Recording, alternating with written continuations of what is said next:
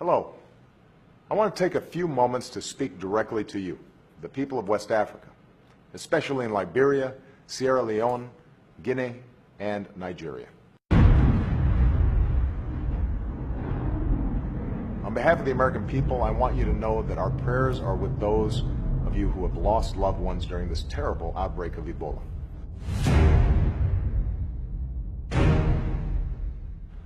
Along with our partners around the world, the United States is working with your governments to help stop this disease. And the first step in this fight is knowing the facts. The war against terrorism is a fake war where there is no terror. The war against terrorism is most fake in Africa, where the British, US, and French mass media are trying to kid the public that out in the middle of nowhere, in African nations such as Mali, there are so-called Islamic militants who somehow represent some kind of threat to Buckingham Palace and the White House. Just recently, Mali, Congo, and Sierra Leone erupted yet again into what the BBC described as civil war. The truth is that most of these turf wars and civil wars play into the hands of diamond prospectors, with the displacement of millions of Africans, enabling mining companies to set up shop and create facilities which look like high-security prisons. These are diamond mines, and they mar the natural beauty of the landscape and strip the subterranean strata using high-powered water hoses and acid. And these diamond merchants and diamond mines are creating havoc and destruction all over Africa. Who owns these diamond mines? Well, in many cases, De Beers and other Jewish British aristocratic companies are running the diamond business. And it's been that way since the era of Sir Cecil Rhodes, a man so rich from diamonds that he actually named a country, Rhodesia, after his own name. Behind the scenes, vast numbers of guns, pistols and bullets are distributed to various African villages. When a local person discovers a diamond, miraculously, as if by magic, two things happen. Firstly, landmines are placed all over the area where there are diamonds. This keeps local people away from the diamonds until the Jewish British aristocrats move in with their high-security diamond mines. And secondly, local people begin to die of a mysterious plague. The World Health Organization says there is no cure for this plague, and the plague is called Ebola.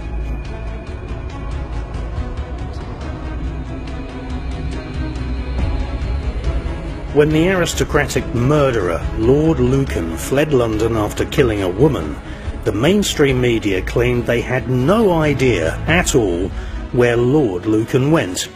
But we have tracked him down.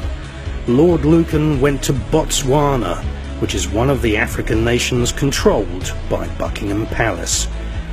Indeed, all over Africa there are British Hebrew aristocratic families extracting diamonds from African lands, and they're leaving ecological devastation in their wake. Now, we also have to add into this mix a fact that Jews very often hate Muslims, and it is interesting to note that the Ebola plague is killing Muslim Africans in areas where there are Jewish diamond mines. Almost in every case, especially in Mali, the local people who say they deserve a fair share of the diamond business are branded as Islamic extremists.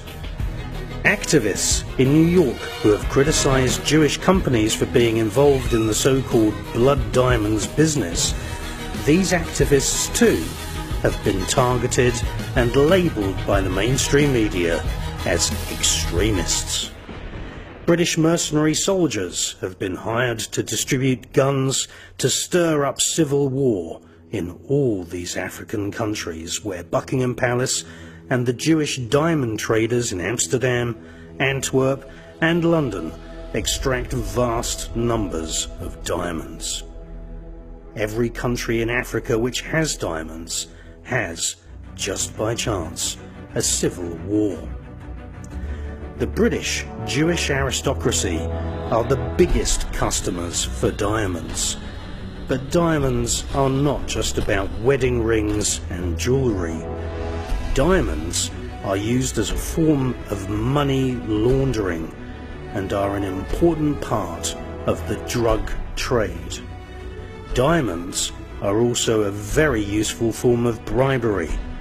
$1-million diamonds can be given and held in a single pocket as a bribe, and the value of the bribe can never be seen on any bank account document. Diamonds are a very useful way of shifting millions of dollars across international borders, because just a shirt pocket full of diamonds saves that person from carrying huge suitcases stuffed with cash. During the recent period of war in West Africa, we have witnessed a conflict that is in just over a decade left 50,000 people dead, hundreds of thousands of people homeless, and the country's infrastructure and economy in tatters. The poor people in Congo, Angola, Sierra Leone, Liberia and Mali have not even enough money to buy good walking boots. But meanwhile, tons of diamonds have ended up in the hands of the Jewish aristocratic cutters and polishers in Amsterdam and Israel, who prepare and market the diamonds, which are usually bought by the world's richest aristocrats. There is not a single diamond on the planet which has not caused massive ecological and/or social damage. During the last 10 years of the African Diamond Wars, roughly 500,000 people have been the victims of killings, systematic mutilation or other atrocities, with some of the world's worst crimes committed by child soldiers who were drugged to desensitize them of this awful, fake war against terrorism, which is in actual fact fake civil war to protect the owners of the diamond mines. In the background, every week, private jets fly between the Congo and Tel Aviv in Israel, shipping out the weekly haul of diamonds from the area. There is, without question, a strange paradox that many African villages rely on a single standpipe of water, while just yards away, high-powered water hoses flush diamonds underground by workers who have to suffer the indignity of anal probes and x-rays as they leave their workplace. The Jewish bosses making sure that none of their modern slaves have swallowed a small uncut gem to allay the horrendous inequality of their society.